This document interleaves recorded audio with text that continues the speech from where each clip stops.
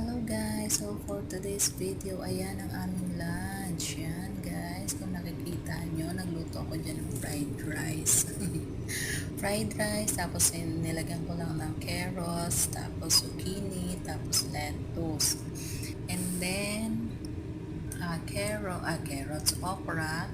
Nag-lunch lang ako dyan ng okra, tapos yung sauce, oyster sauce. Yun, nag-isa lang ako ng bawang and then nilagyan ko na ng oyster sauce. And then ito naman, nagluto naman ako guys ng lamb meat. So manipis lang yan siya guys. So binanch ko lang yan ng 2 seconds.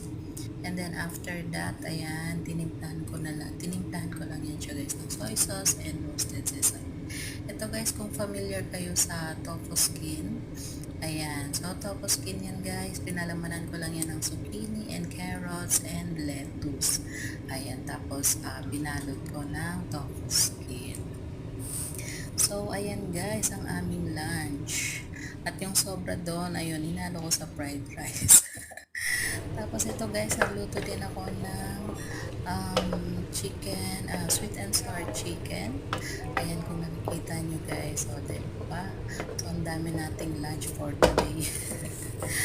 Ayan guys, so ginawa ko lang dyan, minarinig ko muna yung chicken and then kinoat ko sa flour and then prinito ko.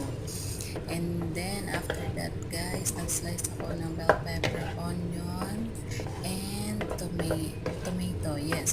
Oo, because wala kaming ketchup, so ayan, nag-dice na lang ako ng tomato. So yun na lang ang ginawa ko. And then sa sauce naman guys, nagtunaw lang ako dyan ng konting cornstarch and then soy sauce and oyster sauce and sugar. So tansya-tansya lang guys, nilagyan ko din ng pepper, so bahala na kayo, basta tansya-tansya lang yan guys. So titikman nyo naman yan, so anayin nyo na lang kung ano yung pula.